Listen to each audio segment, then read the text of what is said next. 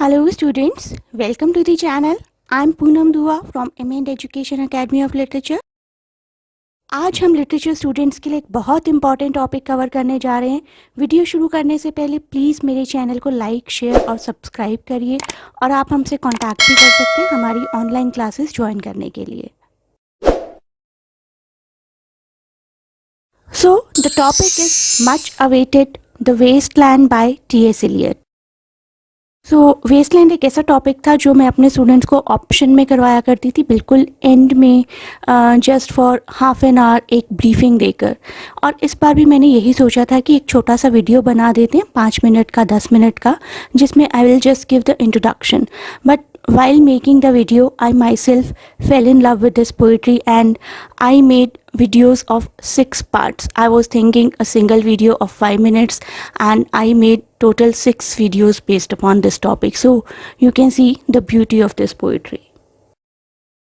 तो इस पोइट्री के 6 पार्ट्स होंगे। फर्स्ट पार्ट में I will introduce T S. Eliot, some of his work and the epigraph of the poetry, and the rest of the 5 parts I will cover in each subsequent part of the video. आइए शुरुआत करते हैं T S. Eliot के introduction से। T S. Eliot, जिनका पूरा नाम है Thomas Stevens Eliot, he was born on 26 सितंबर 1888, Saint Louis, Missouri, US, and died January 4, 1965, London, England. I know कि डेट्स याद रखना थोड़ा सा मुश्किल काम है, लेकिन अगर आप लोग डेट्स याद रखेंगे तो आप किसी कॉम्पिटिटिव एग्ज़ाम को बहुत ही अच्छे से क्रैक कर पाएंगे। मुझे याद है यूजीसी नेट के दिसंबर 2019 के एग्ज़ाम में अराउंड 10 क्वेश्चन थे जो सिर्फ क्रोनोलॉजीज़ पर बेस्ड थे, तो आप आंसर नहीं कर पाएंगे अगर आप डेट्स ठीक से याद नहीं रखेंगे। तो वापस आ जाते हैं अपने इस वीडियो पर।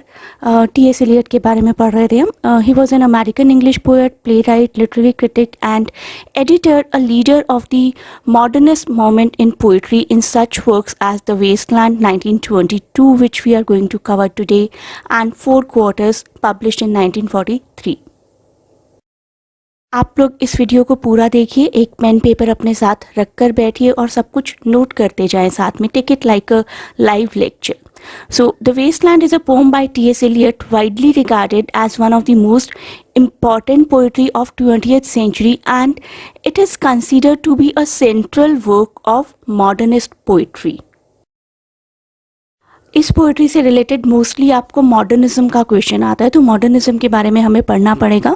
मॉडर्निज्म एक पीरियड है लिटरेरी हिस्ट्री में which started around early 1900s, और you can see even around first world war, and continued until the early 1940s, and you can say here until the end of Second World War. So modernist writers in general rebelled against the clear-cut storytelling idea and very formulaic kind of poetry, meter and verse, सब कुछ जो पहले से चला आ रहा था उसको oppose किया मॉडर्निस्ट राइटर्स ने, and they basically wrote about the contemporary problems of 19th and 20th century. Modernist poets में सबसे ऊपर टी.एस. एलियट का ही नाम आता है। T S. Eliot tended to favour intellect over emotion and valued themes of alienation and isolation as reaction to the romanticism of the previous era of literature. हम लोग romanticism भी काफ़ी पढ़ चुके हैं William Blake, Wordsworth, ST. Coleridge की poetry में, जिसमें नेचर का बहुत ज़्यादा डिस्क्रिप्शन हुआ करता था। तो नेचर प्लस इमोशंस, ये सब कुछ बहुत देखने को मिलता था उन पोइट्रीज़ में। लेकिन टी.एस. एलियट और डब्ल्यू.बी. यीट्स ऐसे पोइट्स ने नेचर और इमोशंस के ऊपर इंटेलेक्ट और करंट एरा की प्रॉब्लम्स को ज़्यादा importance the. By the 1920s, modernism reached its height, its zenith, with the publication of key works such as James Joyce's Ulysses in 1922, Eliot's Wasteland again in 1922, and Wool's To the Lighthouse, Virginia Woolf's To the Lighthouse in 1928. 20th century का first half एक ऐसा period रहा है history में जिसने 2 world Wars देखी हैं, and may be this is the reason for bursting out the bubble of the anger of the people, specifically the poets. The loss of human lives and properties led to question regarding the meaning of life, कि अगर wars में इतने लोग मर रहे हैं तो life का आखिर मतलब क्या है. So as an escape from the harsh realities that emerged in the aftermath of the war, many modernist poets used mythologies in their poetry. तो मॉडर्निज्म पोइट्री का ही एक बहुत बड़ा फीचर है कि माइथोलॉजी से एल्यूजन्स बहुत ज़्यादा लिए जाते हैं. प्लीज़ आप नोट करिए मैं जो कुछ भी बोल रही हूँ, this will be very useful for you. So for writing the essay question you can mention wasteland and poetries of W.B. Yeats like Lapis Lazuli and Sailing to Byzantium and this one which we are covering today. देखते हैं कि Westland में Elliot ने क्या कहना चाहा है. Westland एक मॉडर्निस्ट पोइट्री है बाय टी.एस. एलियट. मॉडर्निस्ट के काफ़ी सारे फीचर्स मैं आपको बता चुकी हूँ. This poetry illuminates, this poetry shows the devastating harmful after effects of world war one. First published in 1922. मैं डेट बार बार बोल रही हूँ ताकि आपको याद हो जाए. First published in 1922.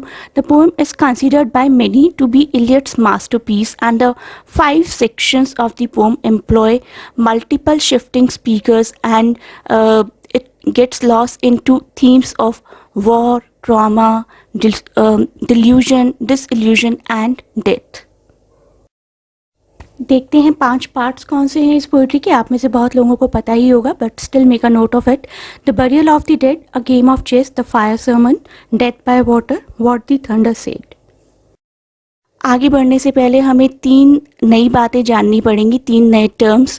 CIBIL, Apollo, god Apollo and Satyricon of Petronius. God Apollo तो आप में से सबने सुना होगा और जिसने ये पोइट्री पहले पढ़ी है उसने सिबिल और सेटेरिकॉन ऑफ पेट्रोनियस भी पढ़ा होगा. तो बात करते हैं सबसे पहले सिबिल की.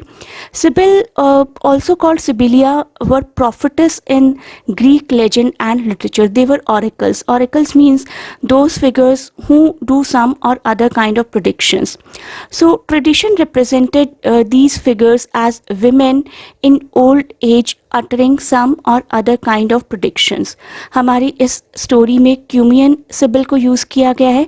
The Cumaean CIBIL was the priestess presiding over Apollonian oracle at Cumae, a Greek colony located near Naples, Italy. God Apollo के टाइम पर थी क्यूमन सिबिल. गॉड अपोलो के बारे में जानते हैं आप. God Apollo, Apollo was a god in Greek mythology, the son of Zeus. अब जानते हैं सेटेरिकॉन ऑफ पेट्रोनियस के बारे में. The Satyricon is a Latin text work of fiction believe to have been written by Petronius, a Roman courtier during the period of king Nero. It was written in 1st century AD.